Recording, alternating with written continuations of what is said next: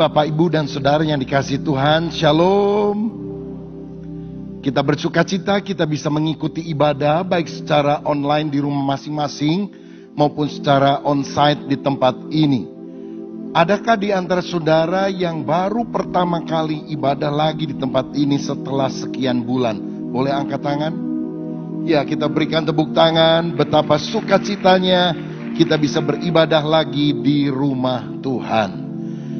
Bapak Ibu Saudara yang masih ibadah di rumah, saya juga mengundang kita bisa ibadah onsite di gereja. Hari ini saya lihat sudah cukup penuh yang bagian bawah. Dengan menerapkan social distancing, minggu depan saya harap bisa lebih banyak. Dan saudara perlu daftar terlebih dahulu melalui link yang tersedia. Tapi kalau ada yang mau datang pada hari Minggu secara langsung, boleh saja selama bangku masih ada, ya. Caranya gampang, datang lebih awal sebelum jam ibadah, bawa kartu anggota jemaat atau kalau belum punya bawa KTP, nanti saudara bisa langsung dicatat di depan dan bisa mengikuti ibadah. Saya mendorong saudara semuanya, kecuali anak-anak kecil yang masih belum bisa duduk dengan tertib, yang lari sana sini, mungkin agak sulit diatur, tapi yang sudah bisa beribadah, saya undang saudara semua. Berapa batas usianya? Yang penting saudara tidak punya penyakit bawaan yang berbahaya.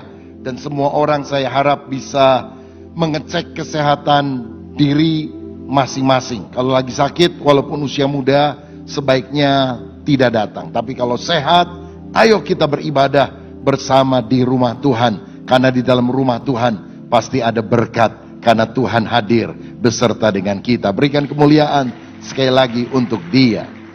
Baik, hari ini saya akan menyampaikan firman dengan judul Kuat dalam Tekanan.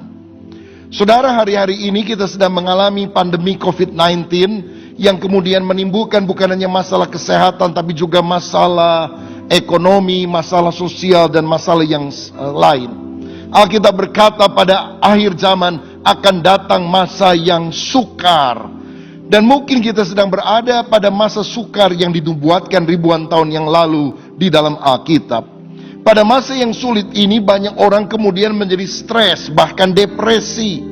Angka kekerasan dalam keluarga, angka perceraian makin meningkat, saudara. Bahkan beberapa orang pada masa kini mengakhiri hidupnya dengan jalan bunuh diri. Tetapi bagaimanakah kita pada masa sukar ini bisa tetap kuat? Saya yakin kuncinya adalah kita harus punya sikap yang benar. Sebetulnya bukan berapa besar masalah yang kita hadapi, tapi bagaimana sikap kita menghadapi masalah yang sedang kita hadapi akan menentukan apakah kita menang atau kalah. Saudara, bukannya beban hidup yang berat yang bisa membuat kita tertekan, tetapi lembeknya sikap kita terhadap diri sendiri, itu yang akan menyebabkan masalah di dalam kehidupan. Tahukah saudara, batu yang paling murah di dunia ini adalah batu arang. Tetapi batu yang paling mahal adalah batu berlian. Padahal keduanya, baik arang maupun berlian, terbuat dari unsur yang sama, karbon. Apa yang membedakannya? Arang adalah karbon yang diproses secara cepat, berongga-rongga, rapuh, murah sekali. Tetapi sebaliknya, karbon yang berpuluh-puluh tahun, beratus-ratus tahun, beribu-ribu tahun, kena panas bumi yang luar biasa, ngalami pressure, tekanan yang dahsyat. Tapi akhirnya karbon itu bukan cuma jadi batu murahan, arang, tapi jadi berlian. Saya mau katakan, tekanan bisa datang kepada semua orang. Tapi kalau kita punya mentalitas arang, gak tahan di tengah pressure, kita jadi orang gagal. Tapi kalau kita mau jadi orang yang benar-benar bernilai seperti berlian, kita harus stand strong, berdiri teguh, tangguh di tengah segala tantangan. Dan saya percaya Tuhan memberikan kekuatan bagi setiap orang yang mengandalkan Dia. 2 Timotius pasal 2 ayat 1 dan 6 mencatat bagaimana kita bisa berdiri kuat di tengah kesulitan. Ayat 1 berkata, sebab itu hai anakku, jadilah kuat oleh kasih karunia dalam Kristus Yesus. Tuhan mau kita jadi orang yang kuat imannya, bukan dengan kekuatan diri, tetapi karena kasih karunia di dalam Yesus Kristus. Segala perkara dapat kutanggung di dalam Dia yang memberikan kekuatan kepadaku. Bagaimana caranya? Ada 3 gambaran yang diberikan oleh Paulus di dalam perikop ini supaya kita menjadi orang yang kuat dalam tekanan. Yang pertama, kita harus menjadi seperti prajurit, ayat 3 dan 4. Ikutlah menderita sebagai seorang prajurit yang baik dari Kristus Yesus. Seorang prajurit yang sedang berjuang tidak memusingkan dirinya dengan soal-soal penghidupannya, supaya dengan demikian ia berkenan kepada komandannya. Saudara tahu seorang prajurit adalah orang yang rela menderita karena kebenaran, rela menderita bagi bangsa dan negaranya. Seringkali prajurit ditempatkan di medan perang yang sangat berbahaya. Mereka mendapatkan fasilitas yang sangat tidak nyaman. Mereka makan makanan yang tidak enak. Mereka berada dalam kondisi tekanan berbulan-bulan, bahkan mungkin bertahun-tahun. Dan seringkali mereka harus mati di medan pertempuran. Rasanya tidak ada penghargaan yang diraih, tapi kemudian orang akan menghormatinya sebagai pahlawan. Karena apa? Dampak kehidupan yang dihasilkan. Saya percaya kita juga adalah prajurit rohani di dalam medan peperangan rohani. Tidak boleh cengeng, tidak boleh lembek, saudara. Dalam 1 Petrus 4 ayat 1 dikatakan, jadi karena Kristus telah menderita penderitaan badani, kamu pun harus juga mempersenjatai dirimu dengan pikiran yang demikian. Karena barang siapa telah menderita penderitaan badani, ia telah berhenti berbuat dosa. Kalau Kristus sudah rela menderita bagi kita, kita pengikut Kristus juga harus memiliki pemikiran. Mungkin kalau penderitaan datang dan kita harus mempertahankan iman, percaya kepada Yesus, kita harus rela menderita. Apa yang menyebabkan banyak orang Kristen tidak militan? Karena hedonisme. Satu filsafat hidup yang sangat menekankan kenyamanan dalam hidup ini. Pesta pora, senang-senang, happy-happy, mau enaknya. Jadi kalau saya jadi Kristen, Yesus harus memuaskan saya, Yesus harus mengabulkan doa saya. Itu sebabnya banyak orang Kristen imannya rapuh karena tidak militan. Saudara bayangkan yang di seberang sana teologianya jihad. Orang Kristen banyak teologianya berkat, saudara. Gimana bisa militan kalau jadi seperti itu? Motivasi kita adalah seperti yang diajarkan oleh Yesus, bahwa makananku ialah melakukan kehendak Bapa dan menyelesaikan pekerjaan. Dia pada waktu itu lapar. Dia menyuruh murid-muridnya pergi ke kota Samaria untuk mendapat makanan. Tapi kemudian dia mengabarkan kabar baik kepada seorang wanita Samaria yang akhirnya bertobat dan memenangkan seluruh kota itu bagi kerajaan Allah. Dan Yesus berkata, ini makanan saya yang terutama, menyenangkan hati Bapa, bukan hedonisme. Saudara, seorang prajurit juga harus fokus pada komandannya, tidak memusingkan urusan penghidupannya sehari-hari. Karena dia percaya kalau dia disuruh berangkat oleh raja, oleh kaisar untuk berperang, masalah kebutuhan anak istri yang ditinggal di rumahnya akan disuplai oleh negara. Alkitab mengajarkan kepada kita, carilah perkara yang di atas, bukan hanya yang di bumi. Pikirkanlah perkara yang di atas dan bukan hanya memikirkan perkara yang di bumi. Seperti Yesus yang berkata, makananku adalah melakukan kehendak Bapa. Saudara-saudara sekalian, dalam situasi COVID ini, kita bisa memiliki sikap demikian. Kenapa ya Tuhan izinkan pandemi ini terjadi dan lama sekali berakhirnya? Ini mengganggu aktivitas saya, ini membuat perekonomian saya makin menurun. Kenapa Tuhan tidak baik? Atau kalau kita memiliki mentalitas seorang prajurit pejuang, apa yang diizinkan oleh komandan ini terjadi? Apa hikmahnya? Apa maknanya? Kita bisa belajar, oh kita sadar sekarang hidup manusia itu sangat rapuh. Orang boleh kaya, terkenal, hebat, tetapi sangat lemah ketika penyakit yang tidak kasat mata ini menyerang seseorang. Sehingga kita harus bergantung kepada Tuhan. Kita juga harus belajar, Tuhan sedang mengajar kita untuk menggunakan waktu lebih bijaksana. Sehingga kita punya waktu untuk keluarga lebih banyak.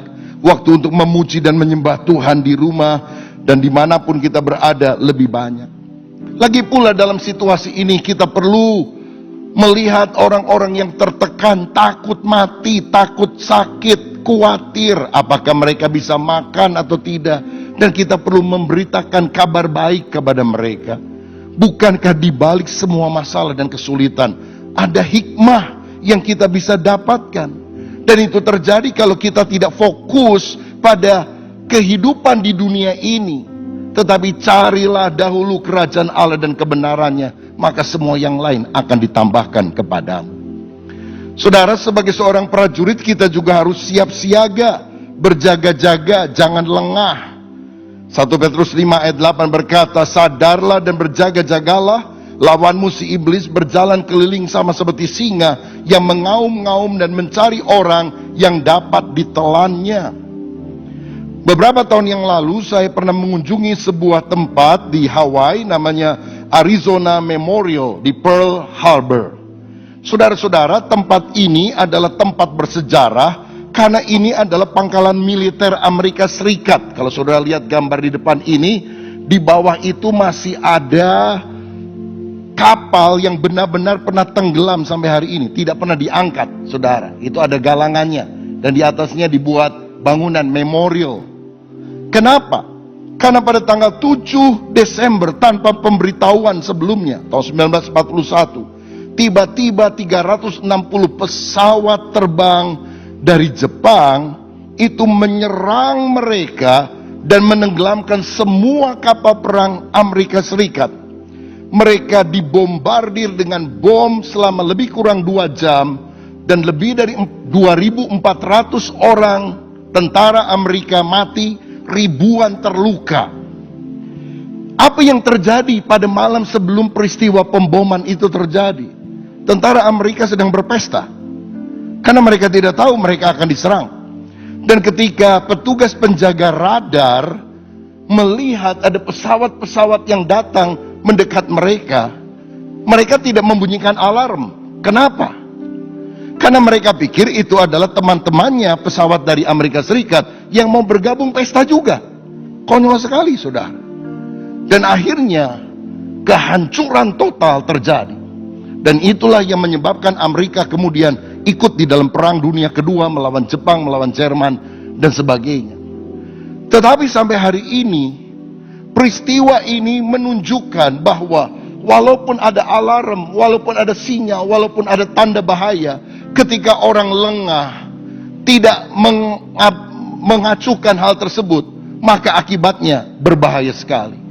Si iblis selalu mencari waktu untuk melemahkan iman, melemahkan kehidupan kita. Kita harus berjaga-jaga. Nah, menurut Efesus 2 ayat 1-3, ada 3 musuh dalam kehidupan kekristenan kita yang kita harus hadapi.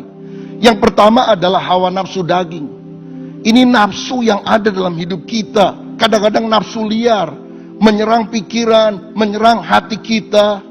Dan bagaimana kalau tiba-tiba pikiran kita jadi kotor, hati kita jadi penuh dengan angkara murka. Dan bukankah itu jalan masuk untuk si setan mengalahkan kita? Karena pikiran adalah medan peperangan yang utama. Alkitab berkata, salibkanlah hawa nafsu daging dengan segala keinginannya. Artinya jangan dituruti. Karena kita sudah mati dalam kehidupan yang lama dan memiliki kehidupan yang baru. Kalau ada godaan dalam nama Yesus, aku ciptaan baru dalam Yesus. Saya menang karena Tuhan bersama dengan saya. Musuh kedua adalah jalan dunia. Artinya lingkungan kafir di sekitar kita dengan nilai-nilai hidup dan gaya hidup duniawi yang sangat bertentangan dengan kehendak Tuhan. Bagaimana supaya kita tidak terseret masuk ke sana? Kita harus selalu ingat akan apa yang diajarkan oleh firman. Taat kepada firman, sehingga kita tidak taat kepada kehendak lingkungan sekitar. Dan musuh kita yang ketiga adalah roh jahat yang ada di udara, iblis dan para pengikutnya. Alkitab berkata, kenakanlah seluruh perlengkapan senjata Allah, supaya kita bisa bertahan. Dan berdoalah senantiasa di dalam roh, supaya kita berkemenangan. Hari-hari ini ada banyak tekanan juga yang dialami oleh bangsa negara Indonesia, berusaha untuk menentang pemerintah yang sah. Dan saya rasa sebagai orang percaya yang yakin, tidak ada pemerintah yang tidak berasal dari Tuhan. Dan ketaatan kepada otoritas atau pemerintah yang sah, itu adalah wujud ketaatan kita kepada Tuhan. Mari kita memerangi kuasa kegelapan, dan kita berdiri sebagai prajurit rohani dengan cara berdoa. Hari Jumat yang akan datang, tanggal 20 November tahun 2020 ini, kita bersama dengan Menara Doa Kota MDK secara nasional akan kembali mengadakan doa sepanjang hari, dari jam 6 pagi sampai jam 6 sore. Saudara didorong untuk mengikuti doa bersama dengan keluarga, berdoa buat bangsa negara, berdoa buat anasir kuasa kegelapan dihancurkan, berdoa untuk roh radikalisme itu dipatahkan dari bumi Indonesia. Kita tidak cukup baca koran dan mencela sana sini. Ini waktunya kita berdoa supaya Indonesia diluputkan dari segala bencana, seperti di Afghanistan, seperti di Suriah, di tempat yang lain. Saya percaya di dalam doa ada kuasa Allah yang akan dinyatakan. Mujizat akan terjadi kalau kita jadi prajurit rohani yang bertempur di alam roh, sehingga akibatnya kemenangan akan diperoleh di alam nyata. Dan sepanjang hari saudara bisa berdoa dengan keluarga, pilih jam tertentu antara jam 6 pagi sampai jam 6 sore. Tapi jam 7 malamnya kita akan bersama bergabung di dalam YouTube MDK Nasional, Menara Doa Kota Nasional. Dan kita akan berdoa seluruh Indonesia. Nanti ada Pendeta Julius Ishak, saya, Pak Arifin, Timotius Arifin yang sudah sembuh dari COVID, saudara. Dan kemudian Pak Roni Daud dan juga banyak hamba-hamba Tuhan lain akan berdoa menjadi gerakan doa secara nasional. Mari hari-hari ini kita bangkit, karena kita tahu ada banyak serangan dalam kuasa-kuasa kegelapan yang berusaha meruntuhkan iman anak Tuhan, mengacaukan bangsa dan negara. Tetapi saya percaya ketika Musa, Harun dan Hur naik ke atas bukit, mengendangkan tangannya, Tuhan akan memberikan kemenangan kepada Yosua dan orang Israel. Siapa mau jadi prajurit yang kuat, berdiri di dalam Tuhan? Berikan tepuk tangan sekali lagi untuk dia. Yang kedua, saudara, bagaimana kita kuat dalam tekanan? Kita harus bersikap sebagai seorang olahragawan. Ayat 5 berkata demikian. Seorang olahragawan hanya dapat memperoleh mahkota sebagai juara apabila ia bertanding menurut peraturan-peraturan olahraga. Apa yang menarik dari seorang olahragawan sehingga dia bisa menjadi juara dunia? Misalnya, disiplin latihan yang dia kerjakan. Seorang atlet harus bangun pagi-pagi, harus lari pagi, harus latihan yang berat. Kalau orang kerja sehari 8 jam, ini mesti latihan minimal sehari 8 jam. Saudara, kalau orang mau jadi juara badminton, juara bulu tangkis dunia, dia mesti latihan tiap hari. Apa nggak ada bosannya? Pasti ada. Bayangkan tiap hari 8 jam ngejar-ngejar bulu ayam itu, saudara sekalian, koknya. Apa nggak bosan? Bosan. Kadang-kadang aduh enak ya di sana, bisa pergi ke mall, bisa makan-makan seenaknya. Kok saya harus 8 jam tiap hari latihan? Tetapi seorang atlet yang disiplin, dia akan menjadi juara dunia. Saudara-saudara, disiplin berarti melakukan sesuatu yang harus kita lakukan, walaupun kadang-kadang kita tidak ingin melakukannya. Tetapi kedewasaan itu menyebabkan kita tidak hanya mengikuti dorongan hati sesaat yang akan merugikan hidup kita. 1 Korintus 9 ayat 25 berkata, tiap-tiap orang yang turut mengambil bagian dalam pertandingan menguasai dirinya dalam segala hal. Mereka berbuat demikian untuk memperoleh suatu mahkota yang fana, tetapi kita untuk memperoleh suatu mahkota yang abadi. Saya teringat di Amerika ada seorang yang bernama Wilma Rudolph. Dia dilahirkan dalam sebuah keluarga yang sangat miskin, saudara. Dan usia 4 tahun dia mengalami sakit polio, yaitu kakinya mengecil sehingga akhirnya dia lumpuh, tidak bisa jalan. Usia 5, 6, 7, 8 dan seterusnya dia tidak bisa jalan. Tetapi ayahnya membawa dia ke dokter, saudara, dan bertahun-tahun diobati. Sampai akhirnya usia 12 tahun dia mulai belajar jalan dan dia bisa jalan seperti biasa. Lalu setelah dia bisa jalan, dia punya cita-cita ingin menjadi atlet pelari tingkat nasional.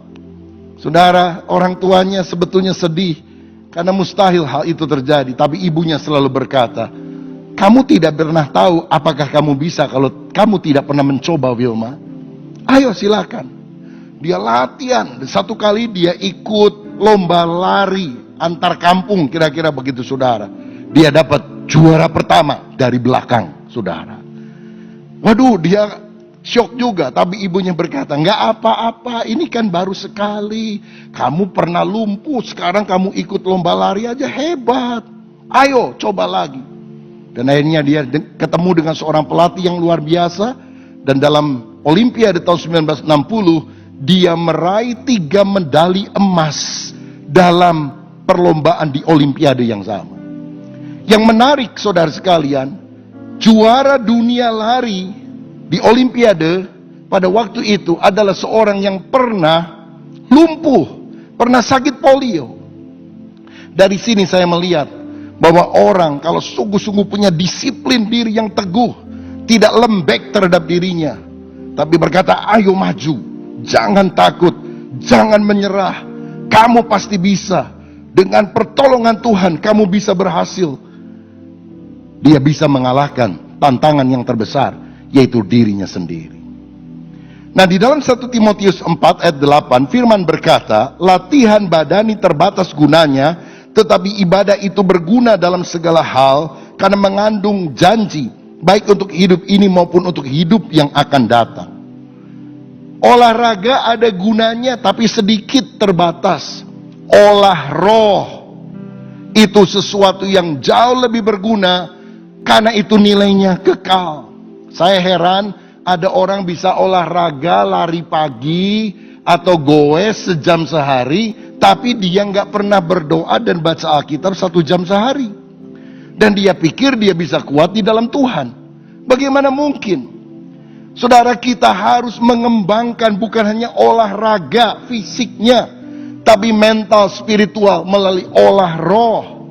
Karena itu saya katakan, dalam situasi ini kita harus super hati-hati. Tidak sembrono karena wabah masih ada. Karena itu kita lakukan protokol kesehatan yang ketat. Semua harus pakai masker dan juga face shield. Tapi juga harus super iman. Jangan kemudian, aduh takut ya. Punya mentalitas seorang prajurit, punya mentalitas seorang juara. Karena yang perlu sehat itu bukan cuma fisik kita terhindar dari virus COVID, tapi roh kita mesti sehat dengan ibadah, memuji Tuhan. Jangan sampai roh saudara padam. Kita harus mengobarkan roh kita, dan ibadah itu berguna untuk sesuatu yang sifatnya hidup kekal. Kalau saudara bangun pagi, ayo disiplin. Sate, saat teduh. Jangan lakukan yang lain sebelum saat teduh. Doa, nyembah Tuhan, mengucap syukur kepada Dia, berkata-kata kepada Tuhan, lalu baca Alkitab, baca firman. Bagi bapak ibu yang sudah lanjut usianya atau yang matanya agak buram, tidak seperti dulu, sekarang ini kan ada Alkitab suara namanya. Saudara tinggal klik, itu pembacaan Alkitabnya kita bisa dengarkan. Itu sangat bermanfaat sekali. Ini membangun inner man yang kuat. Dan satu hal yang saya mau saudara kerjakan, mari kita disiplin diri membangun mesbah keluarga.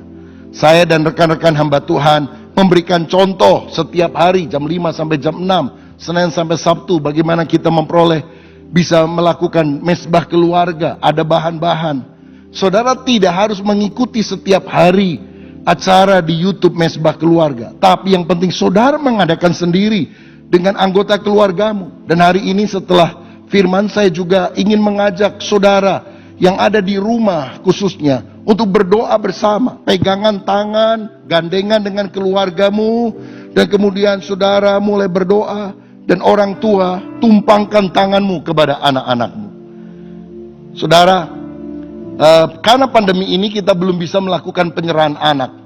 Dan apa yang kita lakukan, doa untuk keluarga, bukan pengganti penyerahan anak.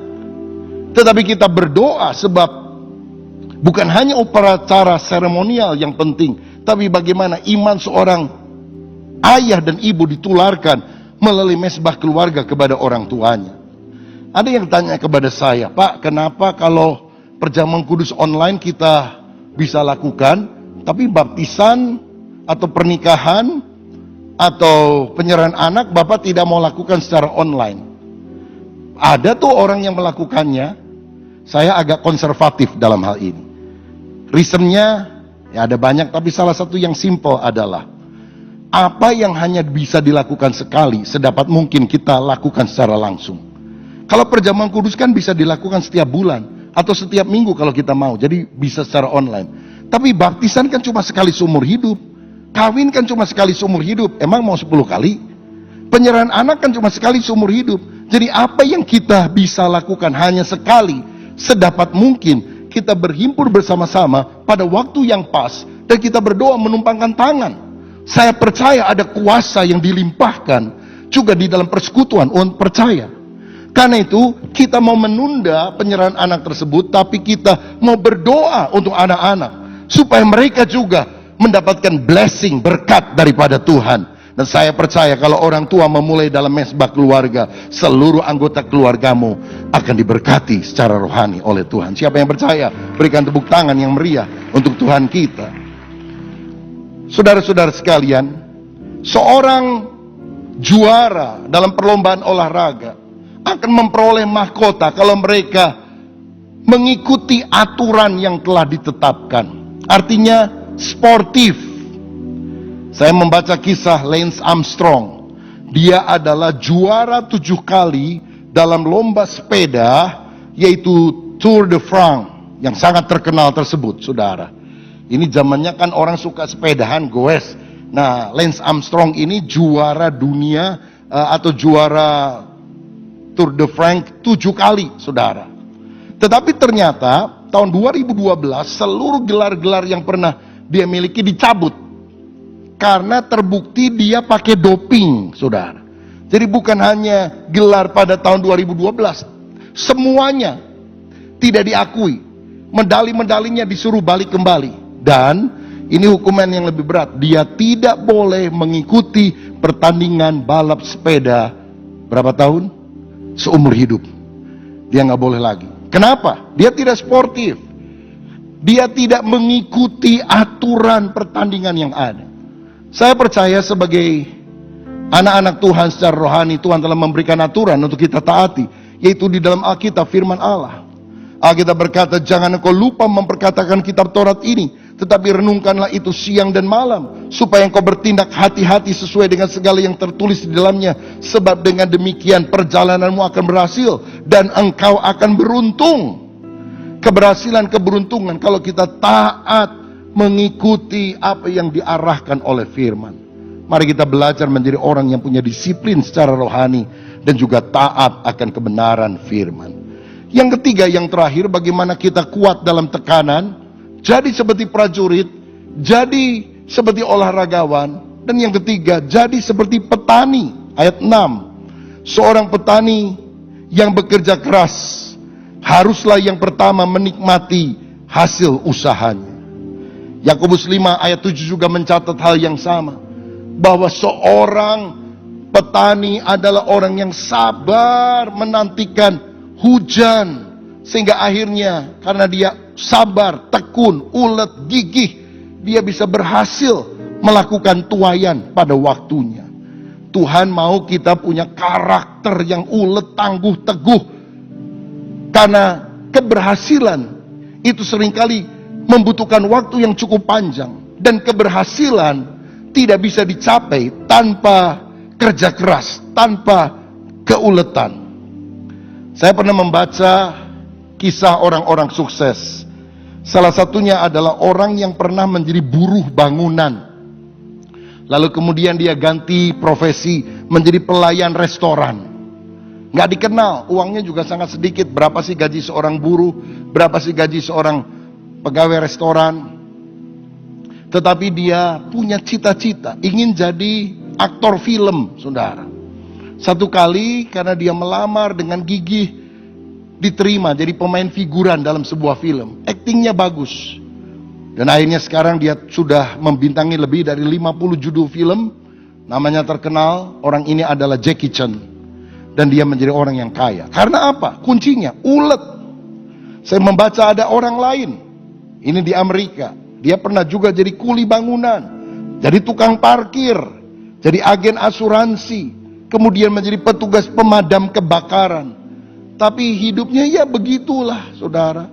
Nggak sukses dalam kehidupan, banyak jatuh bangun. Tapi ketika usianya 60 tahun lebih, dia meracik bumbu-bumbu dan mulai membuat sebuah resep ayam goreng yang kemudian menjadi sangat laris. Diberi nama kemudian menjadi Kentucky Fried Chicken, KFC. Dan orang ini adalah Colonel Sanders. Udah tua baru berhasil. Karena apa? Ulet. Petani juga adalah orang yang berhasil kalau dia bekerja keras. Dan ingat rumus ini. Seorang petani harus tetap menabur bahkan pada masa sulit. Sebab petani yang berhenti menabur akan berhenti menuai. Ingat hal ini. Seorang petani yang berhenti menabur akan berhenti menuai. Ishak pada masa kering dia tetap menabur benih. Dan dia diberkati Tuhan 100 kali lipat ganda.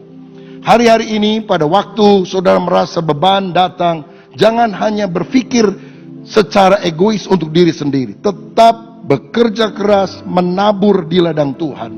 Galatia 6 ayat 9 berkata, janganlah kita jemu-jemu berbuat baik, karena apabila sudah datang waktunya kita akan menuai jika kita tidak menjadi lemah.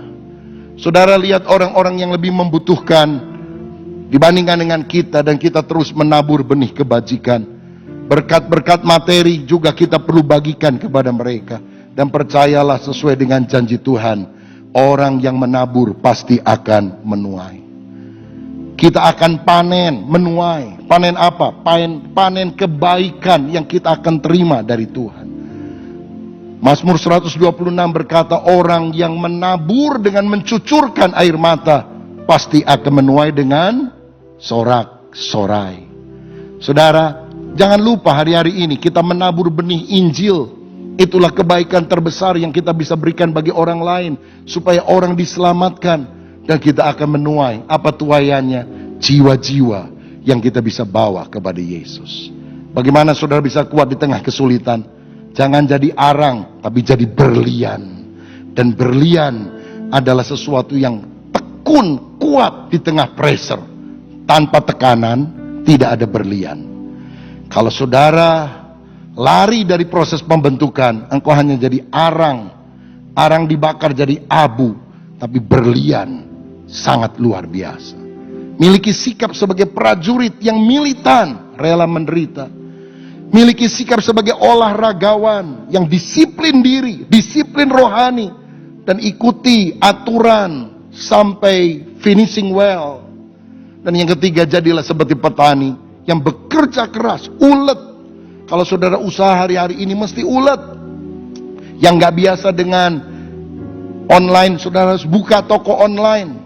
Sehingga kita makin mengembangkan kapasitas kita. Dan jangan lupa, tetap harus menabur. Sebab kalau engkau menabur, barulah engkau akan menuai. Ini doa saya, saudara bukan cuma bisa bertahan di tengah kesulitan, tapi engkau muncul sebagai pemenang. Tuhan Yesus memberkati kita. Amin.